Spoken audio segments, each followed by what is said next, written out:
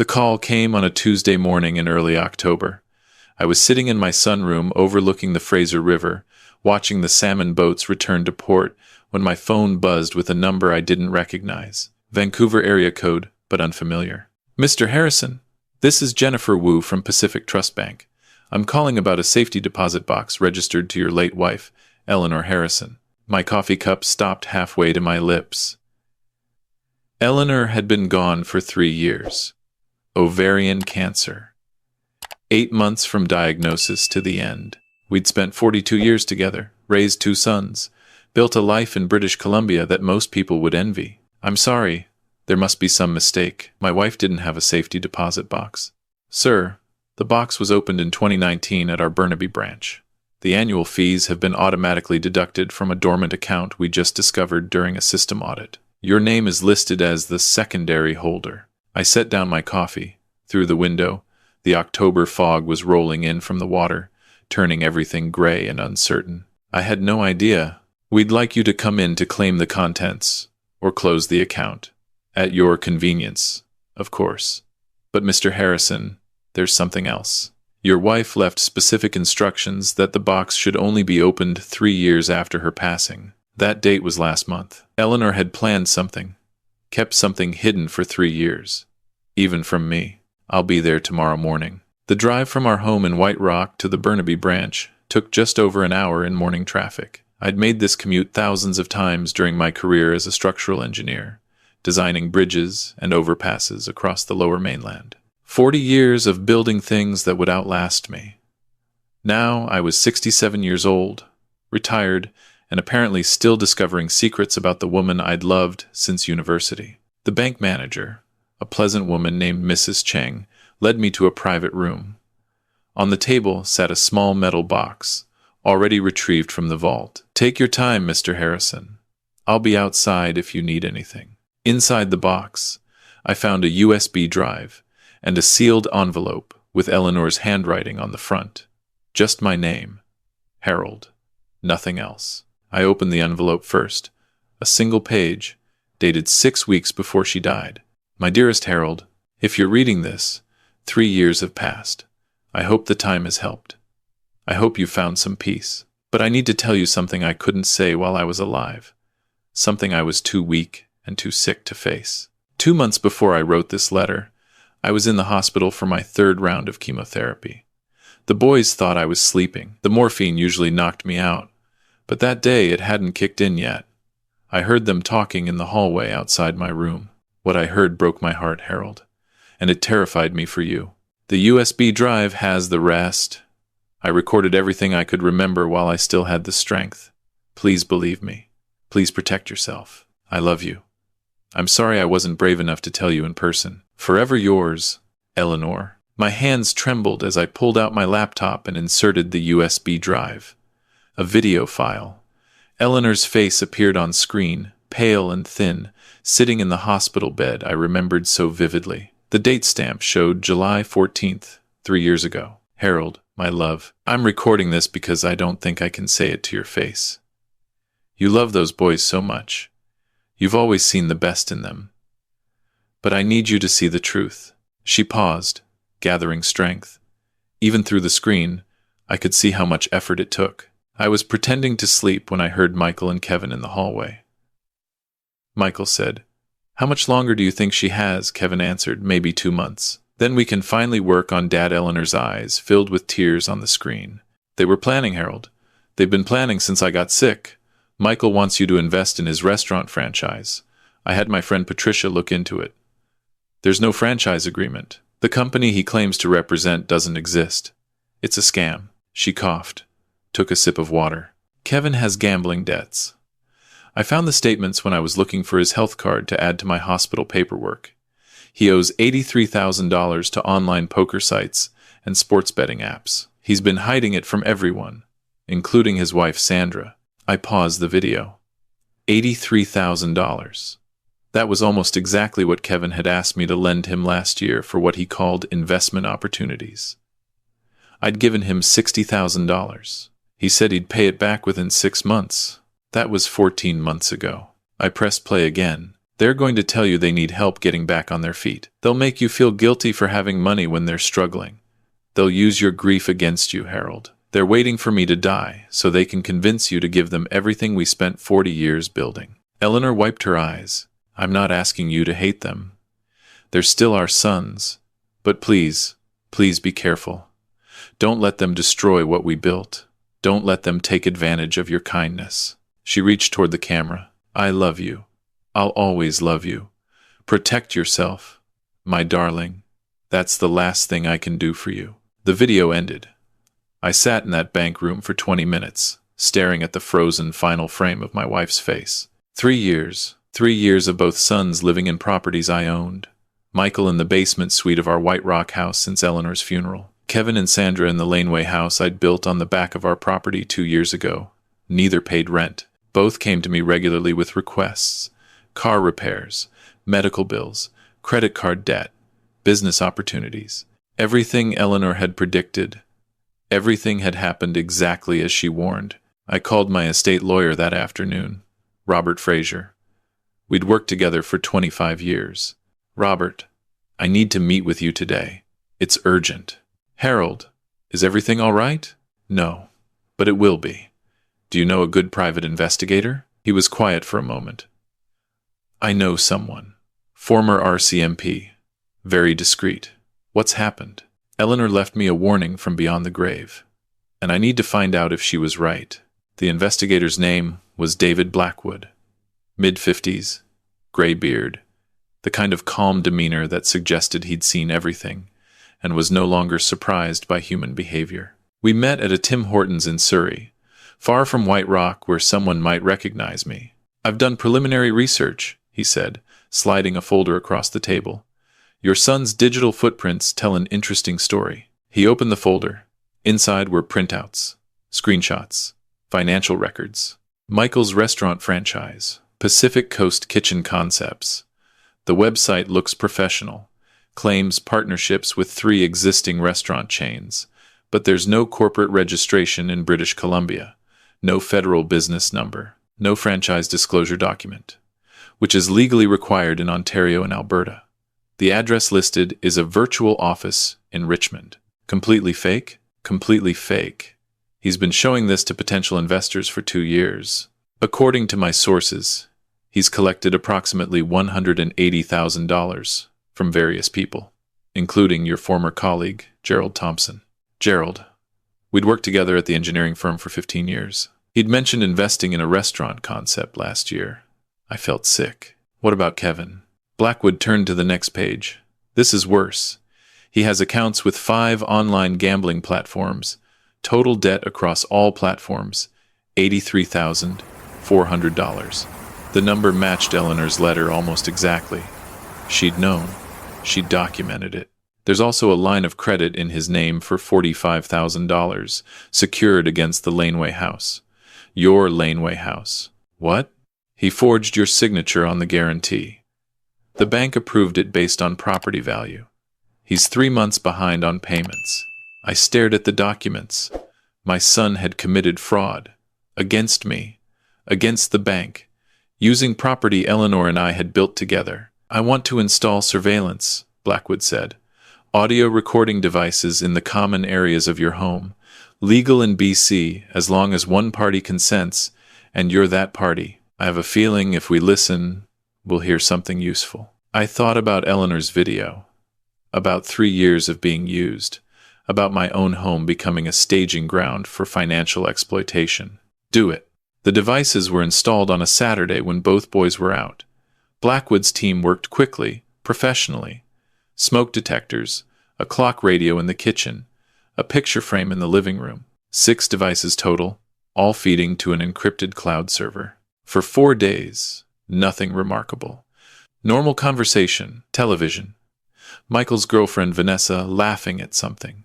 Kevin arguing with Sandra about groceries. Then, on the 5th evening, I was in my home office, reviewing the day's recordings, when I heard Michael's voice from the living room. I'm telling you, Kevin, we can keep this going another 2 years easily. Maybe 3 if we play it smart. Kevin's voice. As long as Sandra keeps him thinking we're saving for our own place. He actually believes we're putting money aside. Michael laughed. Dad's always been naive about family. Mom was the one who watched the money. Now that she's gone, it's like taking candy from a baby. I sat frozen, headphones on, recording playing. Vanessa's voice joined in. When are you going to ask him about the franchise money again? Soon, but not yet. The trick is making him think it's his idea to help. I'll mention some opportunity is closing. Create urgency. He'll offer. Kevin spoke again. The real money is the house and the investments. What's he worth now? 2.8 million? Something like that. Plus the pension. Once he's gone, it splits between us. But if we can get extra now, that's gravy. 60,000 for my franchise pitch. Another 40 for your investment opportunity. That's 100,000 on top of the inheritance. What if he remarries? Sandra asked. He won't, Vanessa said confidently. Still too devoted to Eleanor's memory. That works perfectly for us. No new wife means no one else getting written into the will. Michael again. Mom almost figured it out, you know. Near the end, I think she suspected something. Good thing she was too sick to do anything about it. I removed the headphones. My office felt smaller. Through the window, rain was starting to fall, streaking down the glass like tears. Eleanor hadn't been too sick. She'd been planning, warning me, preparing weapons from beyond the grave. The next morning, I called Robert Fraser. I have everything I need. Audio recordings, financial evidence, Eleanor's video. I want to create an irrevocable trust, and I want to begin eviction proceedings for both residences. Robert was quiet for a moment. Harold, you understand what this means. Your relationship with your sons will be permanently damaged. They damaged it themselves. I'm just acknowledging reality. Irrevocable trust creation typically takes 3 to 4 weeks. I can expedite to 2. Eviction for family members without a lease requires 60 days notice in BC. And given the circumstances, I'd recommend we also report Kevin's fraud to the police. Do all of it. And Harold, I think we should also send a report to the BC Securities Commission about Michael's investment scheme. What he's doing constitutes securities fraud. Do that too. Everything by the book. Everything legal. I want them to understand that actions have consequences. The trust documents arrived by courier 12 days later. I spent an evening reviewing every page. My home in White Rock transferred to professional trust management. My investment accounts protected. My pension secured. Upon my death, everything distributed according to my exact instructions. The legal minimum to my sons under BC law. The rest split between the BC Cancer Foundation, the Engineering Scholarship Fund at UBC where Eleanor and I had met, and a new charity I'd established in Eleanor's name to support ovarian cancer research. $2. $8 million protected from the men who'd planned to exploit their father's grief. I signed everything. Scanned copies to Robert. Felt lighter than I had in 3 years. The eviction notices were prepared for both properties. Formal legal documents. 60 days to vacate. No negotiation. I chose a Sunday evening to serve them. Family dinner, I called it. First one since Eleanor died. Michael and Kevin both seemed pleased when I suggested it. Probably thought I was finally ready to open my wallet wider. They arrived at 6. Michael with Vanessa, Kevin with Sandra. I'd prepared a simple meal. Salmon from the Fraser River, roasted vegetables, salad. We ate with minimal conversation. They waited for me to bring up whatever had prompted this gathering. After dinner, I stood and retrieved 2 manila envelopes from the sideboard. Set one in front of Michael, one in front of Kevin. What's this? Michael opened his first. I watched his face drain of color as he read the heading. Notice of eviction. Dad? What the hell? Are you serious? Kevin tore open his envelope. Sandra leaned over his shoulder, her hand flying to her mouth. You have 60 days to find alternative housing. Both of you. The basement suite and the laneway house are my property. You've been living here without leases, without paying rent. It ends now. This is insane. Michael stood abruptly. We're your sons. We're family. I pulled out my laptop, opened the audio file, pressed play. Their voices filled the dining room. Crystal clear. We can keep this going another 2 years easily. Dad's always been naive about family. 2.8 million. 100,000 on top of the inheritance. I let it play for 3 minutes. Watched their faces. Michael went from red to white. Kevin couldn't meet my eyes. Vanessa started crying quietly. Sandra just stared at the laptop like it was a weapon pointed at her chest. I stopped the recording. 3 years of planning, I said calmly. Planning how to exploit me. Planning how to drain the money your mother and I spent 40 years building together. I pulled out Eleanor's letter and her USB drive. She knew. Your mother knew before she died. She heard you in the hospital hallway. She recorded a video warning me. She hid it in a safety deposit box, timed to open 3 years after her death because she wanted to give you a chance to change. Michael's voice cracked. Mom recorded a video 3 weeks before she died. She tried to protect me from her own sons. Dad, please. Kevin reached toward me. We can explain. We were just talking. We didn't mean... Stop. I held up my hand. I've created an irrevocable trust. Everything I own is now protected. After my death, you'll each receive exactly what BC law requires me to leave you. Not a penny more. You can't do this, Sandra said, her voice rising. We'll contest it. We'll fight. With what evidence? I looked at her coldly. The recordings prove fraud. Kevin's gambling debts. The forged signature on the line of credit. Michael's fake franchise scheme. Eleanor's video establishes my sound mind and her concerns. You'll lose? I turned to Michael. I've also reported your investment scheme to the BC Securities Commission. Gerald Thompson and the others you scammed deserve to know the truth. Michael's face went gray. Dad, I can explain. Save it for your lawyer. You'll need one. Kevin stood up suddenly, knocking over his chair. This is cruel. We're your children. We're the only family you have left. You stopped being my children when you started seeing me as a resource to be exploited. When you stood in a hospital hallway and talked about your dying mother like she was an obstacle to your inheritance, I walked toward my office. You have 60 days. If you're not out by then, I'll have the sheriff remove you. And Kevin, I'm filing a police report about the forged line of credit. You might want to get ahead of that. Behind me, chaos erupted. Shouting, crying, furniture scraping. I closed my office door, locked it, and sat at my desk. Through the wall, I could hear Michael's voice. Dad, open the door. Let's talk about this like adults. I didn't respond. We made mistakes, but that doesn't mean you have to destroy the family. I opened my laptop and started documenting the evening. Date, time, who was present, what was said, everything Robert might need. The knocking continued. Then Kevin, Dad, please, we'll pay rent. We'll do better. Just give us another chance. 60 days, I said, loud enough to carry through the door. Footsteps retreating. More whispered argument. Then the front door slamming. 4 times. All of them leaving. I sat in my office until midnight. The house was silent. Mine again. Or would be in 60 days. I thought about Eleanor. About her video. About the strength it must have taken to record those words while dying of cancer. She'd known she wouldn't live to see the outcome, but she'd given me the tools to protect myself. I pulled out my phone and texted Robert. Evening went as expected. Please proceed with all legal action. His response came within minutes. On it. Well done, Harold. Eleanor would be proud. The next 8 weeks became a master class in psychological warfare. Week 1.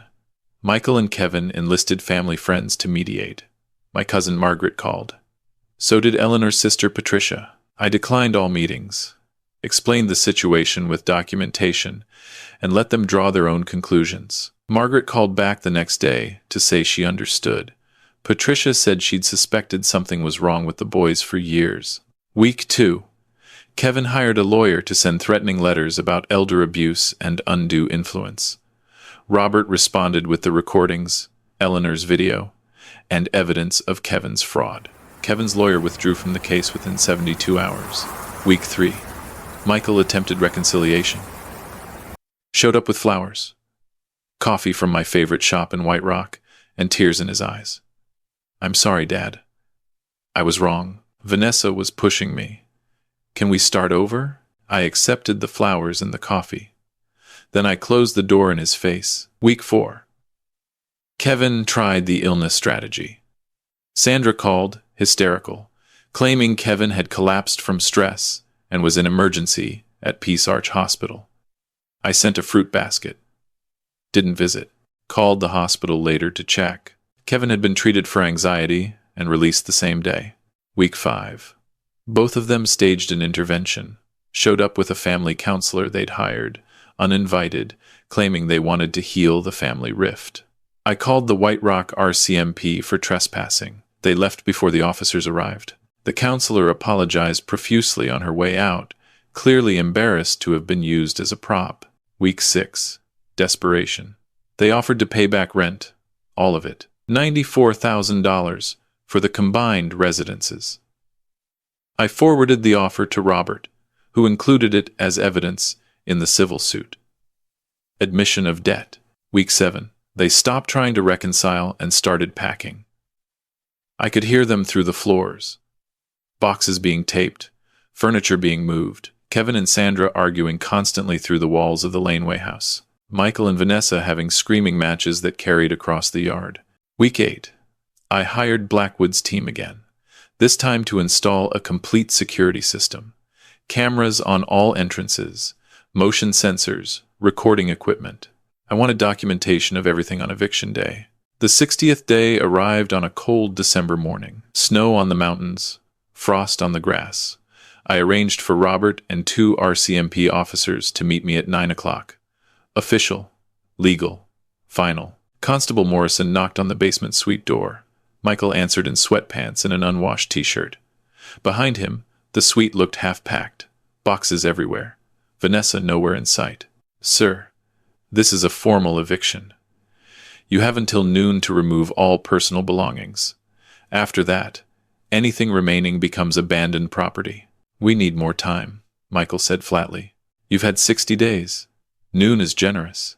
At the laneway house, Kevin opened the door before Morrison could knock, resignation written across his face. Sandra stood behind him with her arms crossed. I know, Kevin said. We're leaving. By noon, Morrison confirmed. I watched from my kitchen window as they loaded a U-Haul truck. Slow movements, defeated body language. Michael made multiple trips, carrying boxes that looked too heavy for him alone. Vanessa finally appeared and helped without speaking. Kevin and Sandra worked in silence, their marriage visibly strained by the stress of the last 2 months. At 11:45, Michael knocked on my door one final time. I opened it. We stood facing each other, father and son, strangers. I hope you're satisfied, he said. You've made your point. My point is that actions have consequences. You plan to exploit me. Your mother tried to warn you by giving you 3 years to change. You didn't. I protected myself. We're still your sons. You made a choice. When your mother was dying, you stood in a hospital hallway and talked about her death like it was an opportunity. You chose money over family. I'm just respecting that choice. His jaw clenched. Fine. But don't expect us to be there when you need help. When you're old and sick with no one to take care of you. I won't. He turned and walked away, got in the U-Haul. Kevin followed in his sedan with Sandra. Both vehicles disappeared down the driveway. My sons leaving my property for the last time. The constables checked both residences. Empty.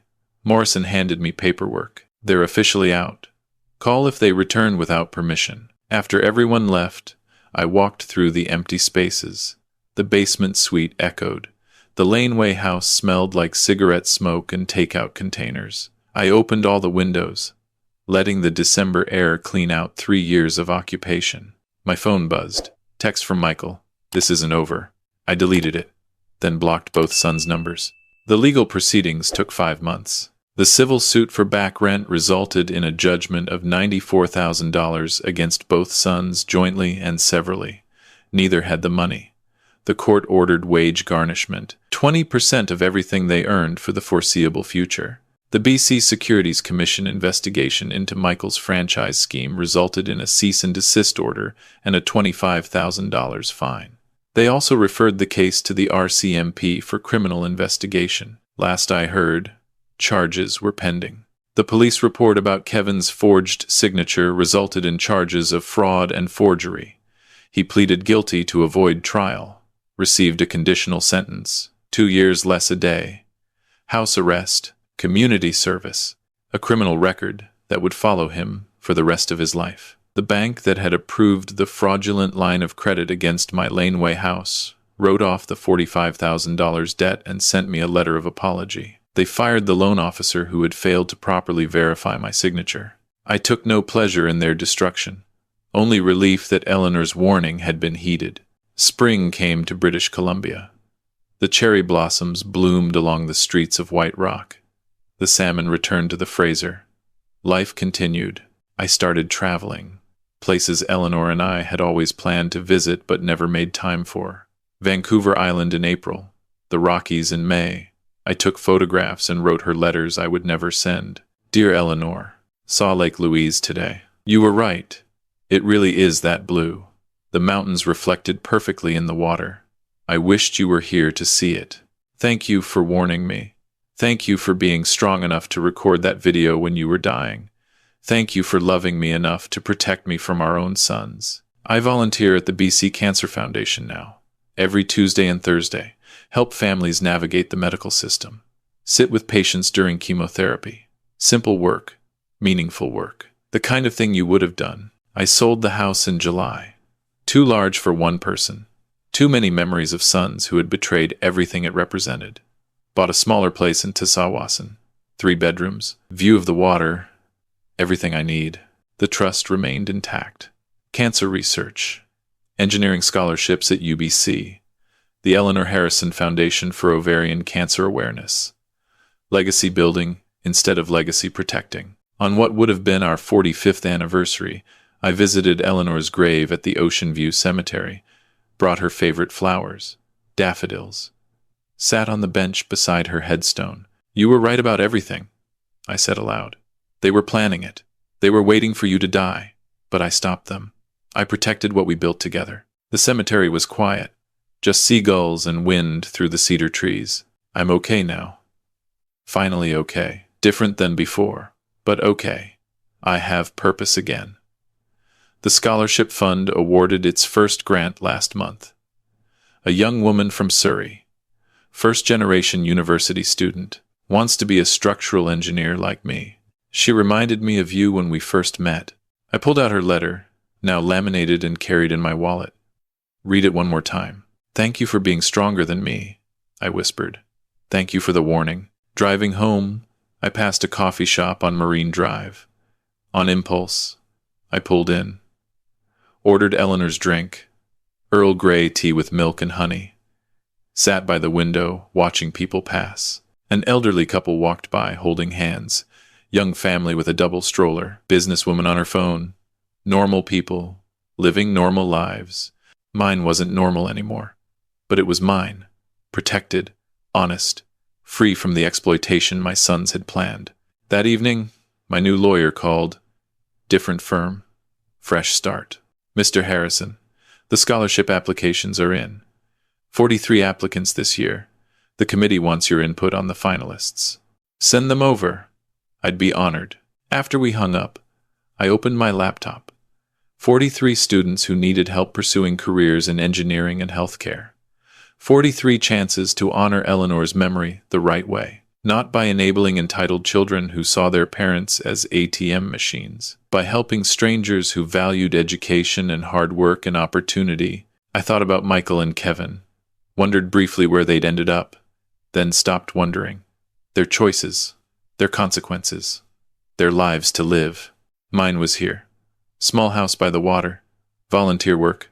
Travel. Scholarship committees. Coffee shops, where I could order Eleanor's tea and remember the woman who loved me enough to save me from beyond the grave. Peace. Hard-won peace. Purchased at the price of family relationships that had been transactional from the start. Worth it. Completely worth it. Before bed, I wrote in the journal I'd started keeping. Document everything. Robert had advised. Good practice for legal protection and personal processing. Today marks 1 year since eviction day. The house sold. The trust secured, the scholarships funded, the lawsuits concluded, The sun's gone. Eleanor's warning followed. Her memory honored. Her love vindicated. No regrets. I closed the journal and turned off the light. Outside, the Pacific Ocean murmured in the darkness. Familiar sounds. Peaceful sounds. The sounds of a life reclaimed,